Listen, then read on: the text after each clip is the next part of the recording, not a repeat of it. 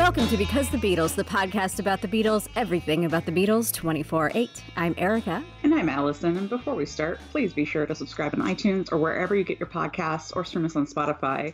If you're enjoying Because the Beatles, feel free to leave us a preferably 5-star review so other Beatlemaniacs can find us. Also, don't forget to follow us on Facebook, Instagram, and Twitter. We'll be posting videos, photos, and more from this episode and beyond. And you can also email us at bcthebeatles@gmail.com. Well, hello there. Hi. Fancy talking to you again so soon. Yeah, look at us. 2 weeks in a row, coming out with new episodes. I know, it's been a busy month for us so far. We recorded an episode with Blotto Beatles. We were part of their Beat ALS trivia night. Yeah, that was amazing. Now we're recording again. We have another episode coming later in March that we're already getting ready for. So it's a really good month for us. It feels good to be productive. March is a good month for it since it's International Women's Month. A little foreshadowing for what's coming later. And lots of good stuff. Today's episode's really special, and that was sort of a timely thing, and you'll find out why. It's almost springtime here in California. It's freezing. It's about 60 degrees, so... Oh, shut up. Hate me all you want. 60 degrees. It's so cold. It's going to be 60 degrees here next week, and I'm like, oh my God, I'm going to walk to work. It's going to be incredible. You know, hate me if you must, I suppose. But I am getting in the mood for summer drinks, Erica. Yeah. Did you like the segue? Yes, I did. I did. That's great. I recently found the one drink that I think I'm never going to make, which is Paul McCartney's margarita recipe. Why are you never going to make it? Apparently, there were some private pilots and flight attendants who they were talking about the people that they fly with. And one of the people happens to be Paul McCartney. And apparently, he just loves to have this one drink when he flies. And it's a margarita. That does not compute for me. I would have never, ever thought that Paul's go-to was a margarita. Come to think of it, I think there is a photo of him drinking a margarita in the 70s. But it's very funny. And it brings him down to our level a little bit, because who doesn't love a margarita? Especially when you're on a plane. Yeah, I would imagine he doesn't really remember any of his flights, because here's the recipe for Paul McCartney's margarita. 3 shots white tequila, 1 shot Cointreau, 1 shot triple sec, plus the juice from 1 lime and the juice from 1 orange. That's it. 5 shots. Oh my God. Paul, the fuck? I love that his whole thing of like how he remains young and stuff is like, oh, I do yoga and I eat like a really like vegetarian/vegan diet. And then he has like a 5-shot margarita. Like, maybe that's the secret. My grandfather lived till 95, and he was a musician, and until about the 80s, he was a big drinker. And we always used to say he lived so long because he pickled his organs. That's why Keith Richards is still with us. Exactly. So I guess long live Paul and his 5-shot margarita. I don't think I'll be drinking with him anytime soon, though. I totally misread the recipe when you tweeted it the other day, because I thought it was like 1 shot white tequila, 1 shot Cointreau, 1 shot triple sec. And I was like, oh, that's pretty mild, you know? I mean, you and I have had stronger margaritas when you came to visit me in LA, but now hearing that there's 5 shots, okay, Paul. And like, that's all there is. Like, it's just that plus like the juice from an orange and a lime. And 2 or 3 small ice cubes. That's it. So it's not like we're putting this in a pitcher and we're going to go to a bachelorette party and we're going to have some fun. This is his first drink on the plane. I bet he never remembers his flights.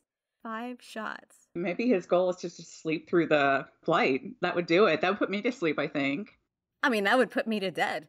That's a lot. Maybe 1 margarita for the night. Like, that's the drink. That's it. Yeah, maybe. Yeah. I could do that, maybe some beer. Oh my God, totally off topic. Well, we're talking about alcohol. So, and I know you and I privately were texting about Trader Joe's cookie butter. Oh my God, so good. They have cookie butter beer now. No. At Trader Joe's. Really?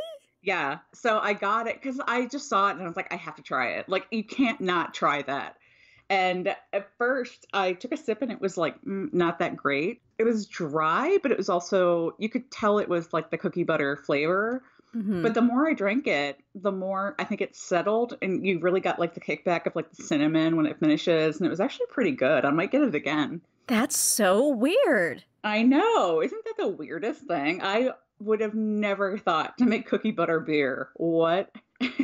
I think that has to be the next purchase the next time I can get into Trader Joe's. It's all right. I mean, probably wouldn't drink it often, but I think like knowing Trader Joe's, they'll take it away anyway shortly. So maybe I'll pick up one more bottle. I think I'd drink it more often than Paul's Margarita. Drink them together, that's what I'm saying. Oh, God, Vomit City. Oh, don't say that. Oh. Could talk about booze all night, I suppose. But before we get into the episode, I did want to, again, just plug our giveaway, our monthly giveaway. It is live on our website BCtheBeatles.com. Yeah, and as Erica declared it last episode, it is our magical mystery March box. Forget what we called it, really. Yeah, that's as close as I get to March Madness in sports. So it's kind of the same thing, right? Yes. So as opposed to, telling you guys what we're offering this month, it's going to be just a grab bag of cool Beatles stuff that we've got laying around, and judging by our past stuff, hauls, which come from the Cavern Club and Strawberry Field, and a lot from Liverpool itself. You'll probably expect some of that, but it'll be fun. And feel free to go check it out on our website, and you'll find details of how to enter and how to get extra entries and all that good stuff. And we appreciate it. Yeah, it's really fun every month.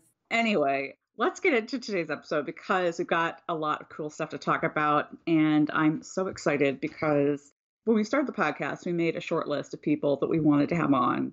And this person was top of my list, not only because he's one of my very good friends and he's a wonderful guy, but also because he has the most insane Beatles story in the whole world, which we sort of allude to in our chat. He'll come back and talk about it. But a lot of people know him for another band. So today, we're so excited to introduce our guest, who is Andrew Sandoval. Yay! Yeah.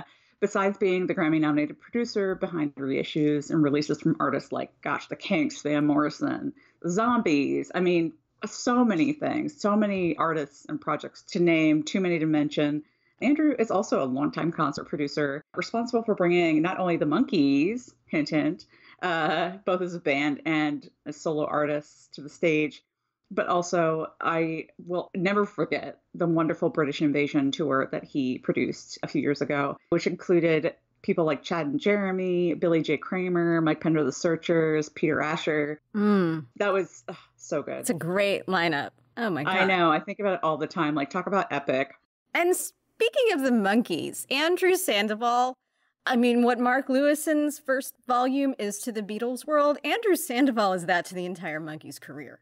I mean, he is the Monkees scholar. This guy is, I mean, I'm so excited that we have him on. Yeah. And he has a new book out. Allison, do you want to tell us a little bit about this book? Yeah, I would love to, Erica. His book, The Monkees, The Day-by-Day Story, chronicles a TV show turned real-life band from the birth of its members through the rise and fall of their superstardom. The book sort of came out 15 years ago, but now Andrew has redone the book. It received a major overhaul from the ground up, heaps of new photos, lots of recently uncovered documents, including really, really juicy court depositions. It's good stuff. And it is set for release later this year, but it's really important if you want it to go to beatlandbooks.com and reserve your copy now by March 15th. We'll put the link in our episode description so you can just click there and go. But definitely check it out. And Andrew will tell you more about the book in our chat. So I guess without further ado, let's talk to Andrew.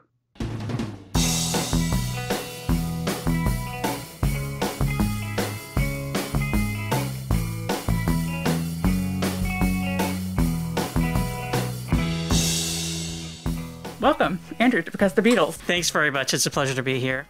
We're sitting here, but can you tell the listeners, where are we sitting? Like, what are we surrounded by here? It's amazing. We're sitting in my record room, which is not in my home. It's at a secondary secret location. Visualize in your mind thousands of records, thousands of 45s. That's kind of where we are. At least, a good amount, more than I can even fathom.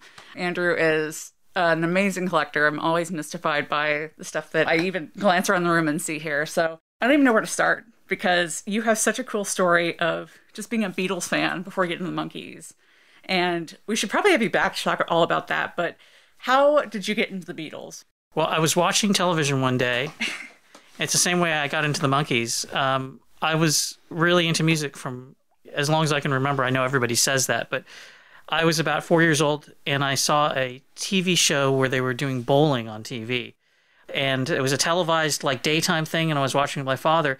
And somehow, it would never happen today because you couldn't afford to pay the rights, but over the credits rolling, they played Good Day Sunshine. And I was like, wow, I love this song. And my dad said, hey, that's the Beatles.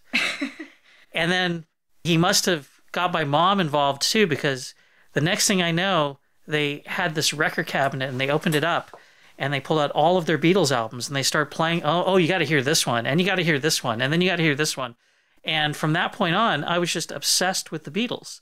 That was about 1976. And then around 1977, I recall turning on the television. And I lived in Los Angeles. I've grown up here, lived here all my life. And there was on Channel 11, I saw the Monkees. It was, again, during the day. I was awake. And I said, I really like the music of these guys. And, you know, I have all these Beatles records. I want the Monkees records. So my parents went to try and find the Monkees records, but the Monkees records were not in print, which I've seen to that now. I took care of that. I remedied that later in life. That was, you know, it's like the, you know, the starving kitten who never is hungry ever again because he makes sure he eats every morsel he ever gets. Exactly. What I didn't know was that there was a greatest hits record that was in print around that time, but my parents didn't know that, and we didn't know where to get that. So one day my dad went to a secondhand record store and he saw someone try and trade in the Monkees records, but they weren't worth anything. And I know people would say, oh, come on, you know, that's just a story. No, I've checked it with other people from the 1970s who worked at record stores, and they said, yes, the Monkees records were virtually worthless because they were made in the millions. Yeah. And in the 1970s, they had no real following. And what we would do is, if we had to pay for them, we would give you a nickel for the mono copies and a dime for the stereo ones. Now, my father encountered somebody trying to sell some of these Monkees records, and they wouldn't even give him a nickel or a dime for the albums. So they refused him. My father followed the guy outside and said, hey, I want to buy these records for my son. He bought me the records, and I grew up having the first 5 Monkees albums in my life. The Beatles have always had the most prominent place in my life, and sort of all the music I've discovered since then has been through the Beatles, but the Monkees kind of snuck up on me at the same time, and they were kind of in the background, and I didn't know about their later records or all their unreleased music until the 80s. I got into all that, and then I was hanging out at a record store called Rhino Records. I'd gotten over there because around this time I went and I discovered bootleg records because I'd gone through all the Beatles records. I wanted to hear their other music. There had to be other music by these guys. And so a friend up the street said, yeah, we got this record. We bought it at this place called Apollo Electronics, which is like a Radio Shack type place. And they had a whole wall of these bootleg records, the Beatles and all kinds of other people. They didn't have any Monkees bootleg records. But anyway, that place we went, and my parents let me pick out one record, you know, and I had that for a while, but I wanted more. A couple years later, another neighbor said, hey, yeah, we went to a place in Westwood called Rhino Records, and they have the Beatles bootlegs there. Now, what I didn't know until much later was that the person who sold the bootlegs, who was the rack jobber to Apollo Electronics, was the founder of Rhino Records, Richard Foos. Yeah, I sort of like followed his breadcrumbs all the way up to Westwood, and then I became a regular at the record store. And I started meeting some of the people who worked for the label, Gary Stewart, and then Bill Inglot. And I had a fanzine I started because I wanted to write about music. And eventually I said, hey, I want to write an article about the Monkees reissues. And I started attending some sessions and seeing how the records were put together and hearing the multi-tracks and things like that. And eventually I got a job working on a Monkees record, which was Missing Links Volume 2. And this was in 1989, and it came out in January of 1990. I love this record. Growing up in Ohio, I became a Monkees fan before I was a Beatles fan. And those records were so precious to me because in Ohio, we didn't have cool record stores. Like, I got literally every Monkees CD from, like, Best Buy. I consider them sort of like canon. I know they came out later, but I guess, that's product of my generation. I sort of got them piecemeal, not necessarily in order, but those were amazing. And of course, liner notes by Andrew Sandoval in all of those. So thank you. Well, thanks. Yeah, I mean, the liner notes thing was really like the greatest gift from God, I think, at the time when Bill England said, hey, I got you a job to write the liner notes. I thought it was the most amazing thing. And they paid me $150 for that first job. And I just thought, oh my God, I'm getting paid for my writing. This is incredible. Little did I know I would still be getting paid $150 for Rhino years later.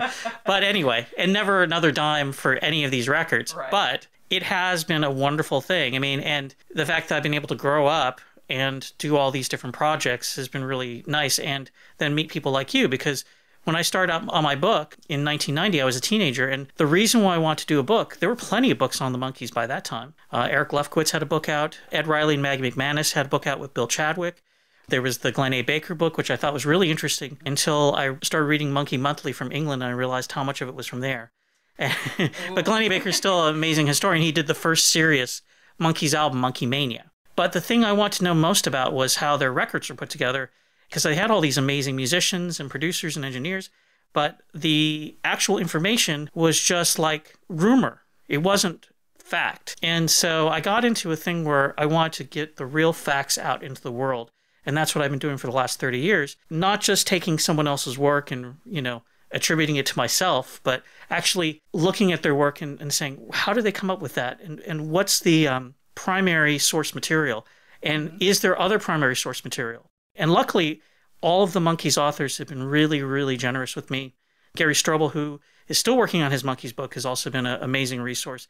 I've had this incredible journey, but now it's almost at its close again. I got a second time in my lifetime to do this book, and it's all sort of thanks to the Beatles and my parents and the Monkees. The Monkees get a little credit. Thank the Beatles for getting it started. Okay, so I've been a Monkees fan since '97. That was like my gateway entrance into it, because they were on Nick at Night. I was like 11, date myself, I was like 11, and I got into them, and I loved them so much. At that point, I said to myself, okay, well, I cannot like both the Monkees and the Beatles. So instead of just sort of like being ambivalent about the Beatles, I decided to hate them, to draw like devil horns on Paul McCartney and paint shop. Obviously, around 2000, I became a Beatles fan. The rest is history. But one thing that you guys might not know, and you know for sure, because I think I told you the first time I met you, I have a master's degree, if you can believe that, from NYU. They give them to anybody. And I did my thesis on the Monkees. I did my master's thesis on Monkees and music marketing. I recently read it. It's totally outdated and awful. But I gotta say, my primary source was your original book. So something that's been really precious to me, and again, in the spirit of full disclosure, you let me actually touch your book that you revamped.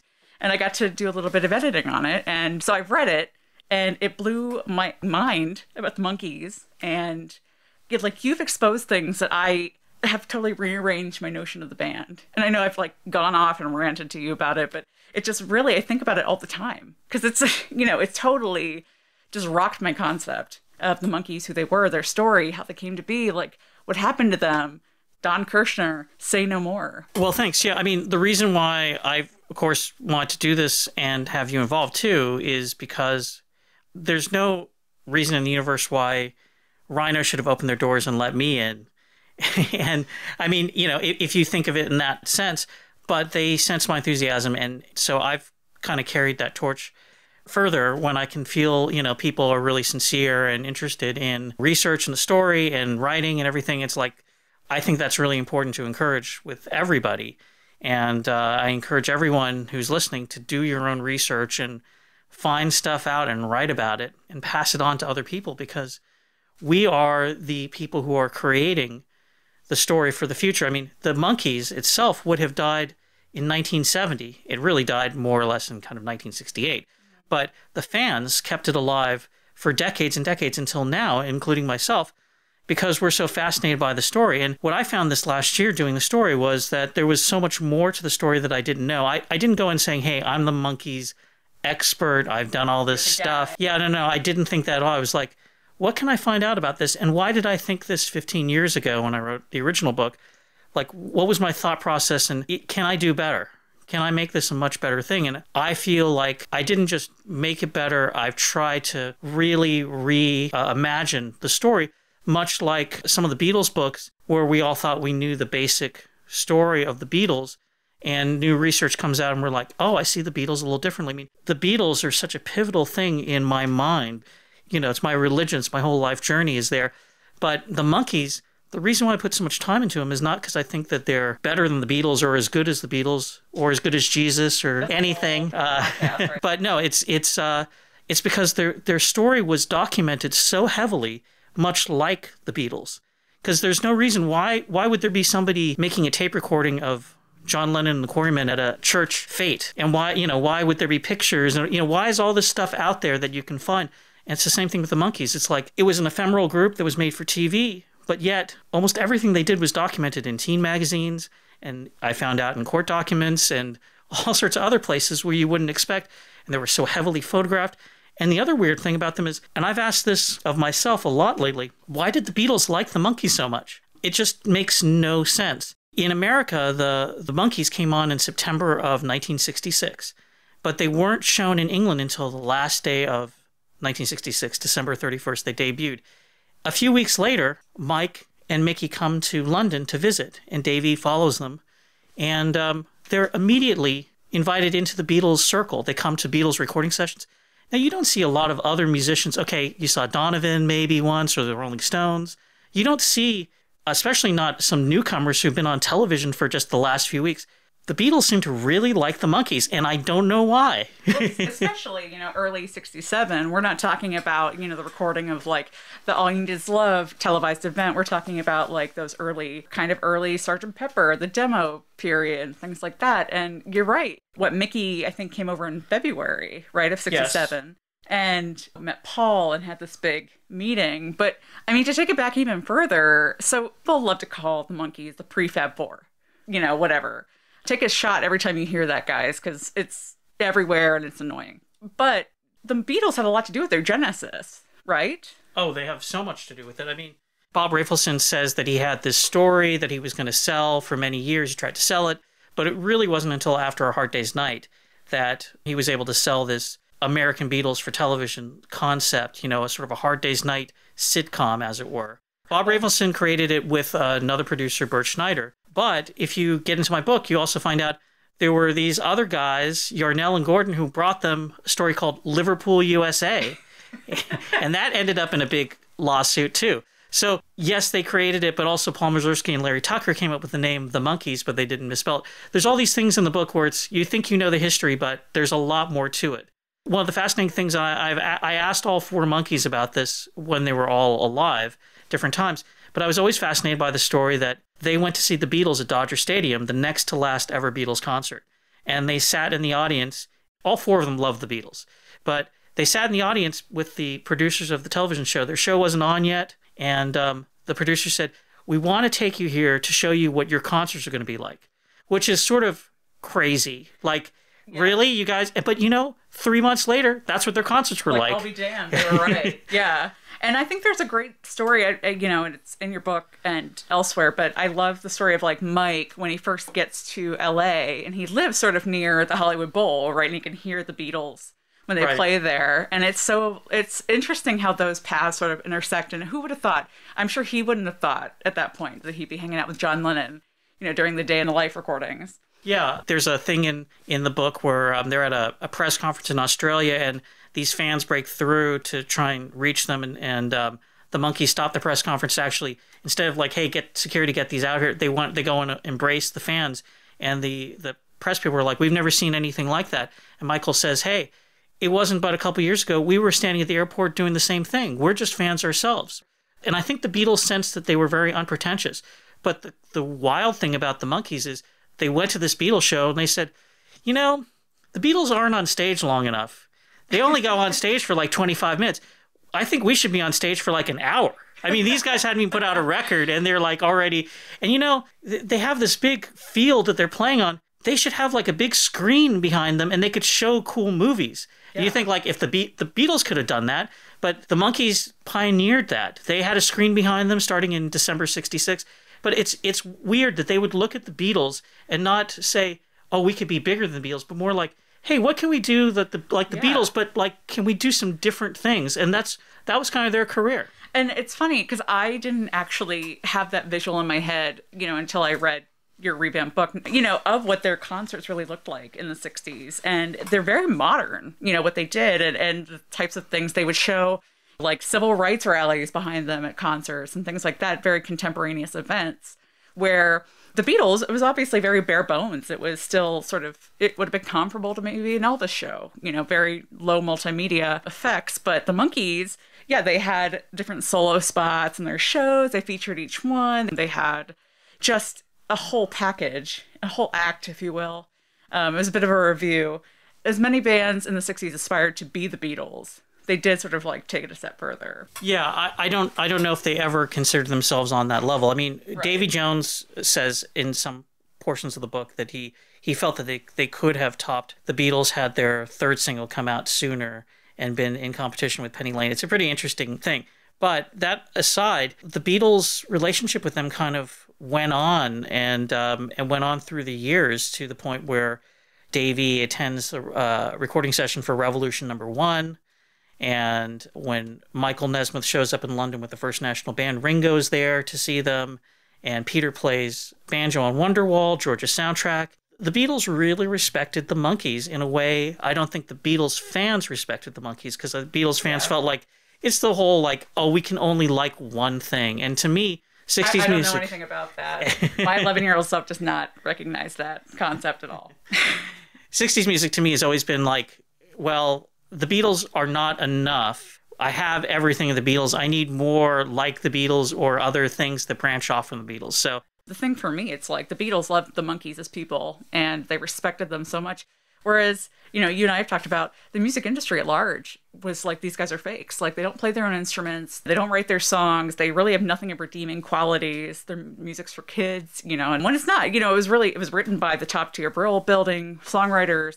Obviously, they wrote their own stuff later on, but the Beatles, did they sort of like see through all that and sort of cut through the bullshit and got to the meat of it, which is that these guys are actually genuine guys, and some of them, varying degrees of musicianship here, but they were sincere. Yeah, and as much as the Monkees were fans of the Beatles, they didn't over-fan things. They didn't embarrass themselves. You don't see a lot of pictures of them unless they're professionally taken for a specific photo opportunity that the Beatles set up, because the Monkees knew their place. The Monkees knew not to overstep their boundaries. If they're, invited to a recording session, they were just like, this is cool. I mean, Michael Nesmith was invited to John and Cynthia's house for a weekend. I mean, right off the bat. They were sort of very much in the inner circle right away, and then they had this party at the Speakeasy in 1967 when the Monkees came over to play. Their show was promoted by NEMS, and this guy, Vic Lewis, who worked for Brian, he put together the shows, and he continued to manage Davy into 1970. So they had a close relationship with the Beatles, and it's kind of fascinating to explore the ties between the two of them. I seem to remember that Brian even wanted to bring the Monkees over, in his lifetime, and he was very interested in the Monkees. And forever jealous. There's a picture of Mickey with Brian, which just for the bottom of my heart, so jealous that he got to meet Brian, went to his house, and apparently, had a fun night with him and Paul. But just to go back to when the Monkees sort of debut, so the Beatles sort of find out about the Monkees. Paul and Mickey are the first two to meet, correct? Right. Yes, but the most important night of the Beatles' career, probably other than them meeting Brian, that's far above. Yeah. Is the night that they debuted on the Ed Sullivan Show in February of 1964, and who happens to be on the same television show but Davy Jones. So he stood on the side of the stage watching the Beatles, and so he's actually on television on the same show on the Ed Sullivan Show with the Beatles. So it's really freaky. Their trajectory is really freaky that they're so closely intertwined. It seems too, like, especially reading your book, that each Monkee had sort of their counterpart Beatle. Maybe not so much as like you would think, like, okay, like George is quiet and Peter's quiet, but it's sort of like they had their like bonds, like George and Peter, obviously with Wonderwall and their sort of musicianship, the mysticism, and exactly, and sort of transcending that, and then Mike and John, kind of the leaders, of the group, certainly in that period of time, and Paul and Mickey, I guess Davy and Ringo, I don't know, we got to put them together somehow. It's a Pizza Hut together.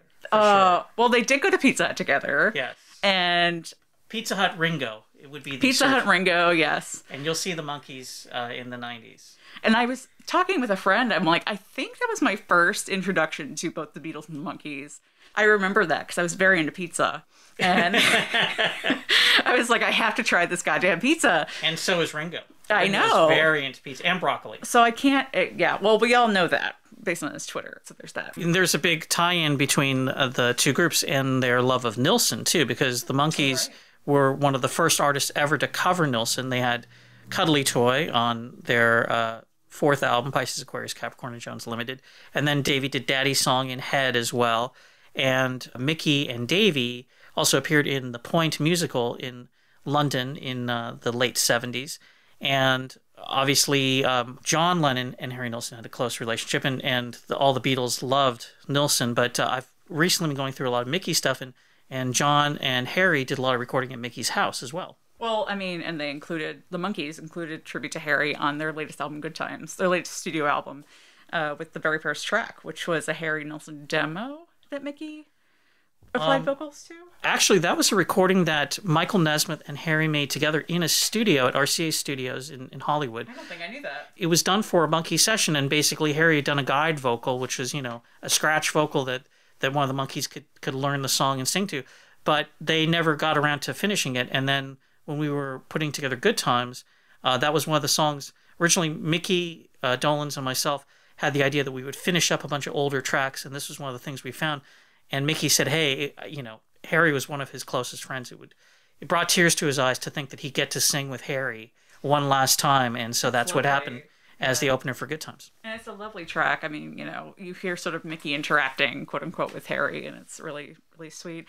But I've got to bring up, Mickey and Harry and John Lennon, Hollywood vampires. In the 70s, they were a bunch of ragamuffins running around Hollywood, stirring up all kinds of trouble. Pretty much. Mickey was doing a lot of hang gliding and a lot of partying in the 70s when he wasn't doing celebrity tennis and celebrity bowling with Davey. And the Monkees got together with Boyce and Hart for a sort of reunion in the... They talked with Michael and Peter in the 70s about getting together, and they couldn't make that happen. But that was sort of the 70s. And then when Mickey and Davey went to England, Mickey stayed there and became a resident of the UK for many, many years until the Monkees came back to this phenomenal success on MTV that was really, really unexpected and kind of never matched.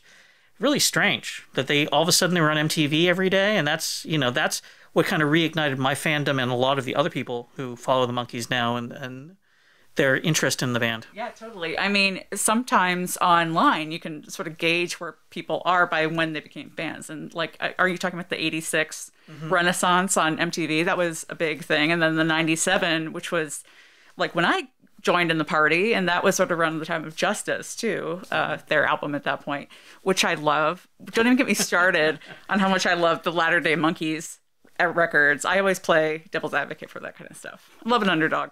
Speaking of albums, we got to go back to 67 because the Monkees and the Beatles spent summer of 67, 1 and 2 on the charts. Of course, Sgt. Pepper came out. Headquarters, the Monkees album, where they all played their own instruments. They sort of were committed to, making their own album their way. Was number 1, got knocked off the top spot by Sgt. Pepper, but they spent the whole summer neck and neck on the top of the charts. Yeah, it's true. And because the Monkees released so many albums that year, basically they released More of the Monkees, which is one of the biggest selling albums in the 1960s, Headquarters, and then Pisces, Aquarius, Capricorn, and Jones, all 3 of them number 1 records. They did outsell the Beatles that year. It's been disputed by Michael Nesmith, who sort of loves to sort of like stir things up. And people are always like, you're going to go against Nez and say that he's wrong. I'm not going to say he's wrong. I'm just going to say if you follow the Billboard, Cashbox, and Record World charts and you add up the weeks and the days and the units, that one year, because the Beatles had out the amazing Sgt. Pepper's Lonely Hearts Club Band and Magical Mystery Tour as an album in the US and an EP in the rest of the world. But they didn't have as many albums and singles chart topping as the Monkees did. That's sales. It doesn't mean anything about what is creatively or artistically better. We're not talking that. It's just... What, sales don't reflect that? Are you kidding? you've heard it here first. Michael Nesmith is incorrect. So we talk about these stages of fandom, but one thing I find is really interesting about that period of when the Beatles sort of, they come out of 66 and they become way more experimental. They sort of kind of, you know, create the first really concept album in Sgt. Pepper. And I feel like a lot of their fans, sort of, the younger fans especially, maybe felt disconnected from them. They're sort of like, I don't know what this is.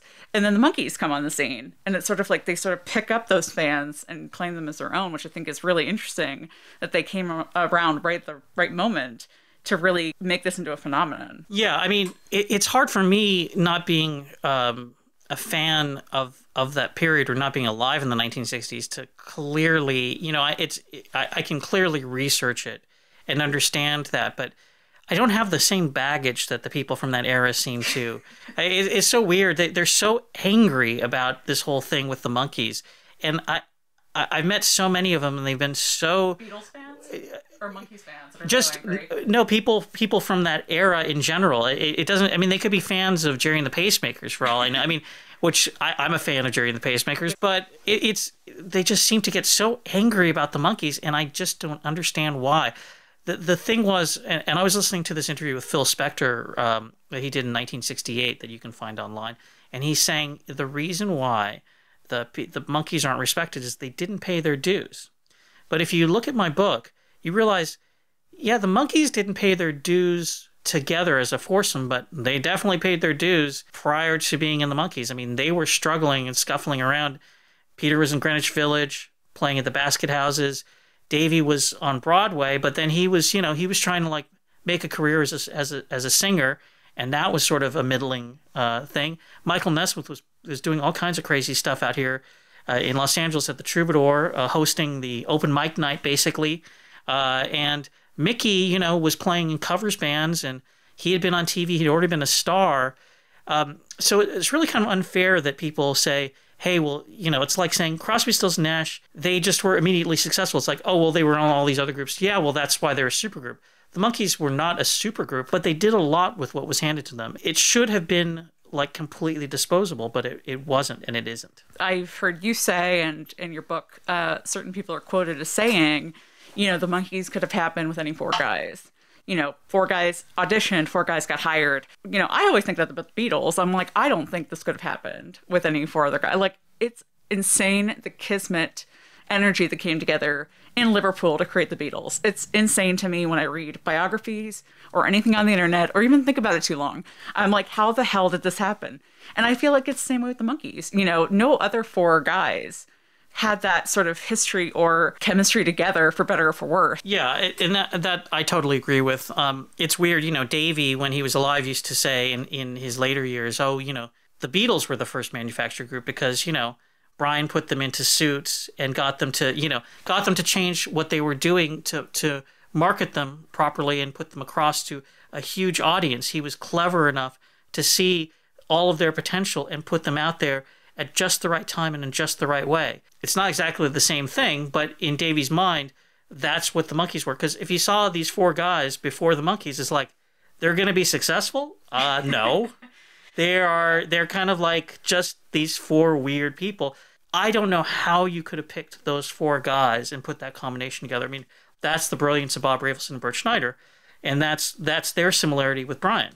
That was the ultimate compliment you just paid to Rafelson and Schneider, comparing them to Brian Epstein. So, Andrew, tell us more about your book. I've sort of, you know, given away a couple of things for people to look out for. And I swear to God, guys, I am so excited about this book. I have, again, gotten to read it, gotten to, you know, join Andrew in the process of him sort of discovering things. And it is a real masterpiece. Well, it's a big deal in my life for sure. It's hard to look at my own work and sort of judge it in that sense. But while I was in lockdown through COVID all this time, I was thinking every time I could find something unique to put into the book, I thought, oh, this is really going to make people happy. This is going to blow their minds. And so that was the whole thing with this version of the book. The book is 732 pages long. It covers the years 1942 through 1970. So the birth of Peter Tork to the final day of 1970, in which the first national band play at Disneyland. And in between, it has all the Monkees recording sessions with the breakdown of every person who played on the recording sessions from the actual contracts, not just some interviews or weird stuff that I came up with, or, if I don't know something, I tell you I don't know it. Also, all of their television filming dates and the taping dates for their special and the making of the movie Head. And I interviewed most of the people involved with the genesis of the Monkees over the last 30 years, and a lot of unpublished interviews are in there, tons of unpublished photos, and you can find it all on my book site, beatlandbooks.com. And the book is open for reservation right now because I'm making the book, it's sort of a bespoke book. I'm making just enough to satisfy the demand of the people because I can't afford to store them. You see how many records I've got. I can't have like all these Monkees phone books sitting around. There's no room, guys. So I'm making just enough to satisfy the people, and there's 3 different versions of the book. It is kind of a pricey book, I'll be quite honest with you, because it's very pricey to make, and it's getting pricier every day. I add some new thing onto it. So there's a super deluxe one with an extra book of photos that comes in this cloth-covered case. There's one in a slip cover, and then there's a paperback one. But they all are really high quality. I've got 2 friends who do Beatles books, Kevin Ryan and Brian Kehoe. They did Recording the Beatles, Kaleidoscope Eyes. They did another beautiful photo book, which I don't even have a copy of. I was so impressed with their work. Their printer is doing my book.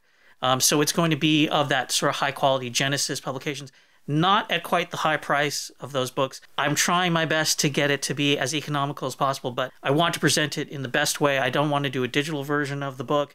It really devalues my 30 years I've invested in it. So my apologies to everyone on that one. But if you love the Monkees or if you love the 1960s, I think this is an ultimate thing to have on your bookshelf. I mean, Andrew, I go so far as to say that you are the Mark Lewison of the Monkees. Is that fair? Well, I think we use similar techniques for research, and certainly he helped me a little bit on this book with a few of the questions I had that were lingering. And he's told me that he has my original book and that he's used it as research for his upcoming books that we all hope to see one day.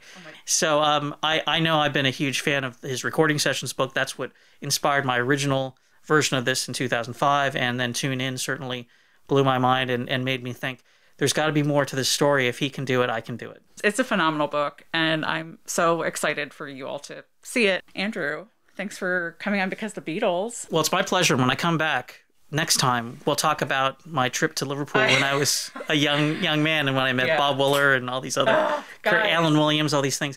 I love the Beatles so much. I love what you do on your show. I love the enthusiasm, and I love new Beatles fans and new Monkees fans. And what you said about, we love our first gen fans, but I think there's something really special about coming later in the story. But yeah, I mean, I have to be honest, when I asked you at the beginning about your Beatles story, it's like, I just think about that Liverpool trip. It's unbelievable. It's unbelievable. So you'll have to come back, Andrew. I'll be back. Fabulous.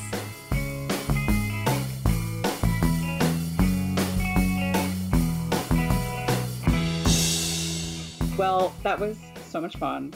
I'm so glad we finally got to have Andrew on. We'll have him back. As we said, we're going to make him come back and talk to us about Liverpool when he was a kid. But before we wrap up our time with him, just wanted to reiterate to you guys, if you want his book, and you do want the book, if he hasn't convinced you, I have seen it. I've read it. It's amazing. It's phenomenal.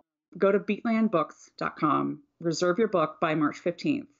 After that, you can order your book at a later date. As Andrew said, he's making them bespoke. He's just got to place the order for how many books. So the reservation amount will help determine that. And it's something to look forward to this year. I'm super excited. And that was a wonderful interview. And just can I mention the fact that you were in the same room with him? Oh my gosh, I know. It just sounds so nice that you're having a real conversation with a real person without a screen in between you. I know. Well, we were both wearing masks. We were both sharing a microphone. So if I feel like I sound like I have a little bit of a lisp in there, but it's all my mask guys. Like, we were being very careful. So any sort of muffling is due to COVID safety, let's say. Well, good. Always good to be COVID safe. Congratulations on having face-to-face also. I know. It's we've only recorded a couple of times in person together. So yeah, it's a real, monumental moment when we have in-person stuff on the podcast. And it was really lovely to sit down with him in his record room. And also, I forgot to mention, if you want to see his record room we talked about, there's a great video on his website, cometothesunshine.com, where he takes you through his record room. So you can see exactly where we're sitting, his record collection, all kinds of stuff. I've been to his record room many times, but I was poking around and looking at some of the Monkees stuff he's got in there. There's always something different. Andrew's got so many cool things. So happy he finally made it to the podcast.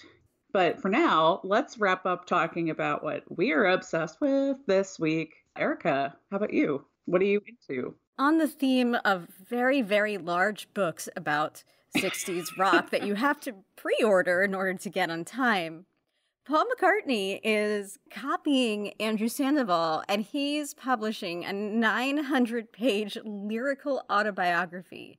It's going to come out November 2nd. It's available for pre-order now. It's called The Lyrics, 1954 to Present. And it's not entirely clear what the format is. I know it's an alphabetical look-through at 154 songs. So the premise of the book is that Paul had a number of deep dive conversations into his life with Pulitzer Prize winning poet Paul Muldoon. And so it seems like it's almost like a scrapbook of song lyrics and original copies of, notes and things that he had during the times that he wrote these songs, plus these accounts of these in-depth conversations that he had in the present time, looking back on the period of his life where these songs were written. And it turns out it is a 900-page 2-volume book, and most likely the closest thing that Paul McCartney's ever going to get to an autobiography. So I'm really excited about it. Yeah. I'm so excited about it. Okay, you're gonna quash my buzz. Go ahead. No, I'm not gonna be a buzzkill. I promise. I'm really excited about it too. But Paul always does a thing where he's like, "I'm gonna give you the story you've never heard before," and it's always a story we've heard before. So it's like, what is he gonna tell us in the book? He holds things very close to his chest, and that's okay. But don't say that you're going to give us the lyrics and then, give us sort of a story about your life or whatever alongside of it. And we probably already heard it, Paul. I mean, please let it be something new and different. All right. Well, all I can tell you is what they're saying in the press releases. Paul Muldoon, the poet who sat with Paul McCartney and took down all of these memories that apparently are new, he says that he was struck again and again by what you might term Paul McCartney's scholarly disposition during the process. He goes on to say he's one of the most buoyant, upbeat people I know, but his general demeanor shouldn't suggest that he's anything but a deep thinker. He looks long and hard into every aspect of his life, and I believe readers, old and new, will be struck by a book that will show that side of him. He's going to come out of this book as a major literary figure, said Muldoon. What? I mean, of course, this is hyping the book. This is press release. But I'm really interested in a poet laureate saying this after speaking with Paul for so long. Paul Muldoon also says that we learn intimately about the man, the creative process, the working out of melodies, the moments of inspiration. I don't think it's going to be a tell-all autobiography. We're not going to hear the dirty details of the dirty weekend. You know what I mean? My mind went there, Erica. I was just thinking Dirty Weekend, because that's where my mind always goes. That was literally the first thing I thought of when I saw this book was coming out. But I know he's not going to. And I think he's going to do what he always does. And I mean, this is something that I feel like people argue about Paul McCartney all the time, is that are his stories and his songs and his poetry, are they obscuring who he is? Are they artifice? Or does he use that as a way to talk about himself and his life and his inner world? I feel like what he's going to tell us is about his process and about his feelings about it rather than concrete stories and memories. And so I'm going into it with that expectation. If we get the dirty weekend, I'll be super pleasantly surprised. But I don't think that's what we're getting. I mean, Peggy Lipton told us all about the dirty weekend. So, go read her book. Her book has the juicy, the hot goss. Obviously, that's all we really are here for. Exactly. Well, as we were speaking, I just pre-ordered. So thank you. There we go. See, you should give Erica a kickback, Paul. She just sold you a copy of your book to her fellow co-host. There we go. I'm excited for November. It comes out November 2nd. We'll both have the books and we'll have to talk about it a lot. Oh my gosh, yes, totally. I'm so Yay. excited. Yay. And what are you obsessed with this week? Okay, so this is a little macabre, but I'm kind of macabre. I'm kind of a, morbid little fuck. I've been like that since I was a kid. So I was trolling eBay, as I do pretty much every day, every couple days for Brian Epstein stuff, and came upon a copy of his memorial program from the service in October of 1967. So not the service at his home synagogue in Liverpool, but at the synagogue in London, which, the Beatles attended and a bevy of the rock stars and Brian's associates. I was very curious about it because I don't know much about Jewish funerals. So it had an order of service, and in it, I was surprised at the number of psalms. So I grew up Lutheran, Christian, and psalms are a part of our worship services, anything, weddings, funerals, etc.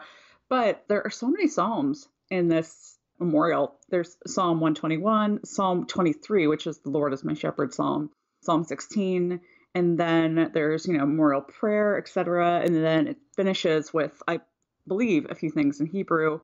But I don't know why. In my mind, I was like, well, why would they say the Lord is my shepherd Psalm at a Jewish funeral? So I hit up a friend of mine who is Jewish, and she was like, oh yeah, that's totally like textbook Jewish memorial service funeral type deal. She's like, but usually it's said in Hebrew. So it's, instead of Lord, it's Adonai. And that's more kind of in line with the Jewish faith.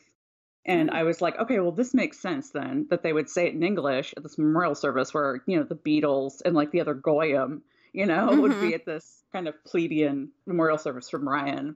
I didn't know much about certainly his service. I've never seen this memorial program come up on eBay, but it's really interesting. And it was cool to see that this week and sort of investigate it a little bit further and dig into it. Tell me a little bit more about the actual service. I know it was a public service and the Beatles and other artists in his stable were there.